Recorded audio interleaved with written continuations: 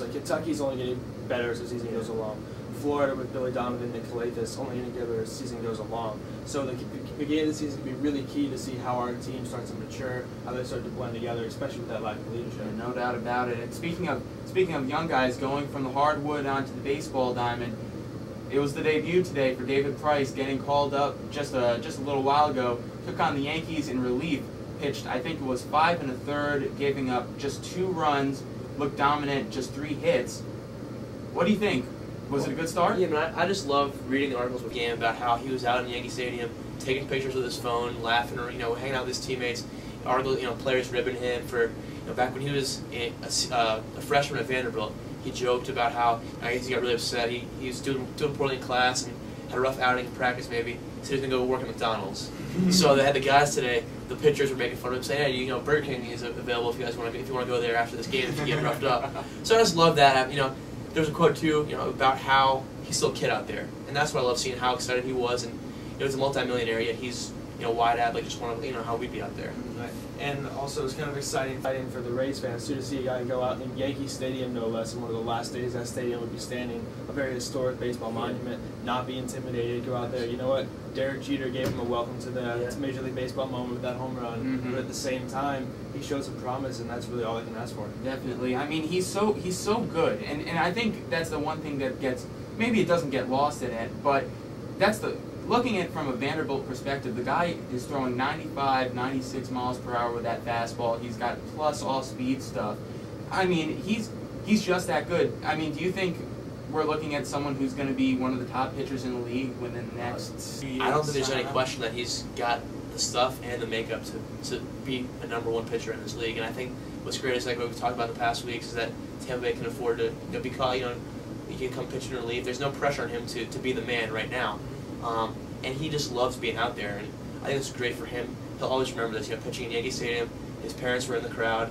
How great is that your first Major League game is in the most historic baseball stadium that will ever be? Oh, yeah. And I also think that because he doesn't have to be the man, he gives him a greater chance to be the man, especially they're in a nice little pennant race with Boston Red Sox and LA Angels. Looks like they'll probably make the playoffs, so to get Price that exposure this early in his career, that's a big plus for that organization. And lots of exciting stuff going on, throughout the sports world for the Vanderbilt Commodores, whether it's, the guys that are still here or their alumni.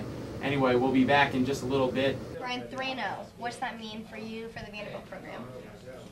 It means we got a chance to go 4-0. So, yeah, that's kind of how it is with us right now. We're looking ahead one game at a time.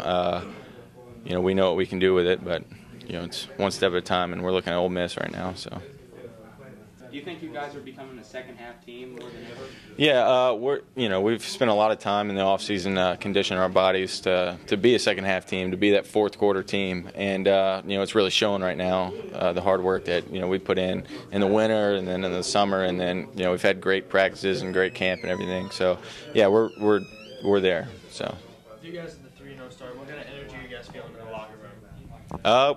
We're excited. It's fun to come to practice. We don't mind practicing. We don't, because we know what we do out there on the field. On Tuesday, Wednesday,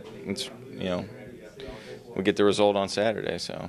And big second-half team this year. I mean, what was South Carolina that last week, and this week again against Rice. Do you guys feel like you're just shutting down in the second half now? I think we're adjusting a little better. I don't know. I ain't gonna say playing harder, but I don't know how to explain it. But I guess we just. I can't explain it. I don't know. Yeah, I got you, man. And like 3-0, I know you're gonna hear this question a lot, but what does that mean to you this week? It just means we're closer to meeting our goal. The bowl game is always, on the goal list. So, 3-0, and then it's closer to being 4-0. So, just trying to stay undefeated. That's all. Thinking about a bowl game yet? Just thinking about the next game though. But the bowl game is always in the back of your mind. So, you can say yeah. And what's the excitement like in the locker room? 3-0. It's fine though. We won't get too overly excited because I think they've been here before. So. I don't know, just play hard.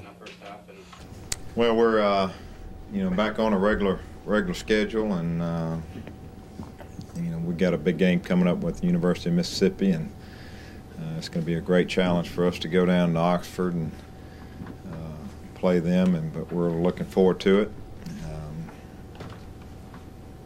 Our guys worked pretty good yesterday, and we got a chance maybe to get a few guys back that we haven't had, but we'll just have to wait and see until Tuesday and get some reports from doctors and see how people play in practice before we'll know anything about that. So, well, I don't think our guys have got a big head, and I think your record speaks for itself, and we don't need anybody else to tell us how good we are or how we're doing, and we know we have a lot of improvement to make from week to week, and hopefully we can do that. If we keep getting better every week, everything will take care of itself, and we just don't concern ourselves with those things. And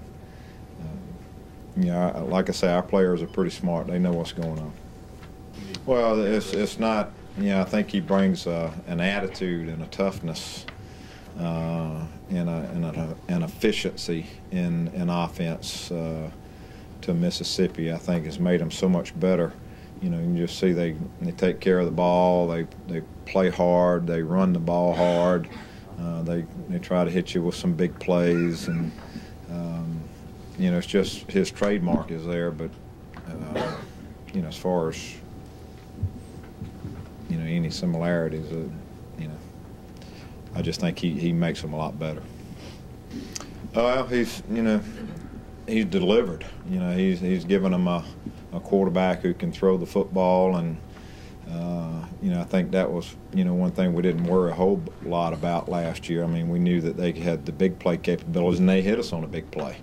With Mike Wallace, I think, caught a long pass against us. But just play in and play out, consistency from a quarterback, I think he gives them that, and he gives them the big play opportunities on play action pass.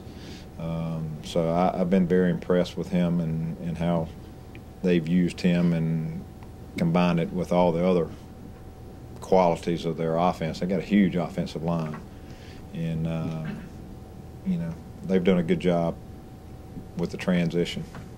Well, they can see it on film. I don't know if when you get close to him, you see he's a really stout guy. I mean, he's a strong young man, and I think when they get out on the field, they realize that he's got a good body on him, and he does a good job of finishing the runs. He had several runs against Rice where he lowered his shoulder and made extra yards, and I just hate that we had that one called back, that great run that he had called back. That would have been a good way to finish the game for him.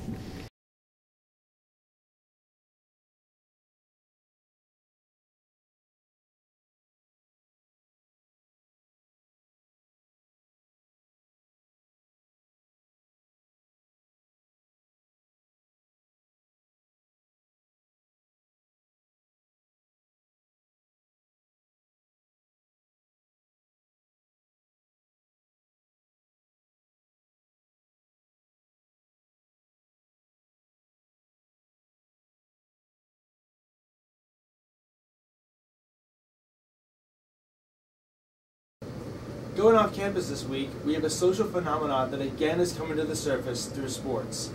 Previously on the show, we talked about the 9-year-old Jericho Scott, a baseball phenom in the New Haven Youth Baseball League, who's prohibited from playing because he's too good. And now that same problem is surfacing on the hardwood. Yeah, Jamie Narrett is 12 years old, 6'1", and too good to play with the boys of her age. And she's been offered scholarships and everything already. That's how good she is. Guys, what do you think about them banning her from that league? When I came across that story and I was shocked. For me, it comes down to parents, and for kids, I don't think they have a problem playing against her.